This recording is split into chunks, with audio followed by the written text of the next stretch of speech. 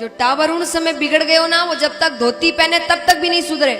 इन वास्ते कवे बचपन में संस्कार डालो, संस्कार डालो। आपा कहा अभी तो टावर है, अभी तो फिर वो ऐसो टावर निकले। बचपन में सिखाओ, समझाओ, सही गलत के बीच फर्क बताओ, भगवान के बारे में बताओ। वो हर जगह है। बचपन में जो सिखा दिया वो सिखा, बड़े होने के बाद वो थारे से तर्क करे, कटे है, दिखे तो नहीं, कैसे मान ले, कहां दिखता है, यही करते हैं। बचपन में सिखाइए, वो वैसी उम्र है, उस समय सिखाई हुई हर बात याद रहती है। एक छोटे से बच्चे से आप कहो वो गर्म है, उसे छूना मत, वो नहीं छुएगा, वो दूर रहेगा उससे। वही थोड़े बड़े से कहो कि वो गर्म है, उसे छूना मत, वो छूकर देखेगा गर्म है कि नहीं। जो कहोगे मत करना वो जरूर करेगा। बचपन में सिखाओ, उस समय सिखाई हुई हर बात याद रहे। उदाहरण दे थाने अठी ने कितना भक्त है जिन्हें 11वीं या 12वीं पढ़ाई एकदम अच्छे से याद है, एकदम अच्छे से, एक एक शब्द। हाथ उठाओ। कोई भी ABCD किने किने याद है? ये सबसे बड़ो उदाहरण है। कुछ साल पहले की गई पढ़ाई ठीक से याद नहीं है, और बचपन में जो सबसे पहली चीज सीखा था वो आज तक सबने याद है। वो वैसी उम्र है,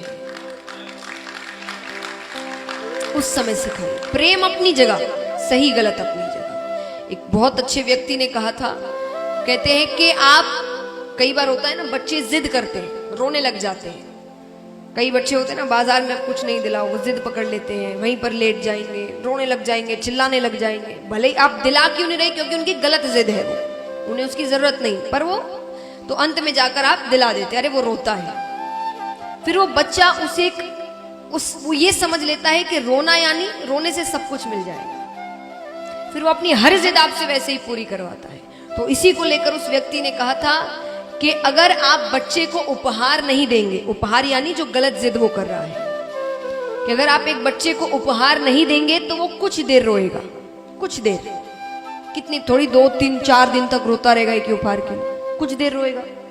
तो एक बच्चे को उपहार नहीं दोगे वो कुछ दिन रोएगा, लेकिन अगर उसे संस्कार नहीं दोगे तो वो जिंदगी भर रोएगा। आपके जाने के बाद उसकी जिद पूरा करने वाला कोई नहीं है। फिर वो अपनी जिद पूरी करने के लिए गलत रास्ते अपनाएगा, क्योंकि उसे वो चाहिए। और आपने ये नहीं सिखाया कि सही गलत क्या है, कि वो गलत जिद है तुम्हारी, वो नहीं मिलेगा, तुम कितना ही रो लो, जो गलत है वो नहीं मिलने वाला, और वो जो सही है तुम्हें आराम से मिल जाएगा। और हमने उसे वो सिखाया। गलती हमारी है। बच्चे जो बिगड़ते हैं ना, वो बच्चों की गलती नहीं होती, बच्ची गलती माता पिता की होती है। कि जब सिखाना था तब हमने नहीं सिखाया, जब बड़े होने गया तो बिगड़ जाते, तब कहते हाथ से बच्चे निकल गए। तो पकड़ा ही कब था आपने? आज ज्यादा से ज्यादा युवा जब भगवान के ऊपर सवाल उठाते हैं तो माता पिता को जवाब नहीं देते। क्यों? क्योंकि उनको खुद को जवाब नहीं पता, उन्होंने भी ठीक से सीखा नहीं, सुना नहीं, भगवान के बारे में जाना नहीं, और वो आपसे ही जवाब जानना चाहेंगे। अब आप जवाब नहीं दे रहे तो उन्हें लगता है उनका प्रश्न सही है, फिर मतलब भगवान नहीं है या भगवान गलत है, क्योंकि उन्हें कहीं से जवाब नहीं मिल रहा।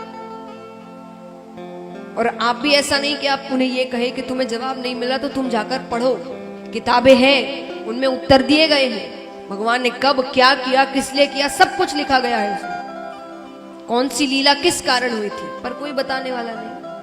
बच्चा है वो ऐसे ही सवाल करता है, छोड़ दिया। वो सवाल उसके दिमाग में ऐसे बैठते कि बड़े होने का तो भगवान को मानता नहीं। बचपन से कोई नास्तिक पैदा नहीं होता, धीरे धीरे बढ़ते बढ़ते वो जो चीजें उसके मन में आ रही उससे उसका उत्तर नहीं मिल रहा, तो धीरे धीरे वो नहीं मानता।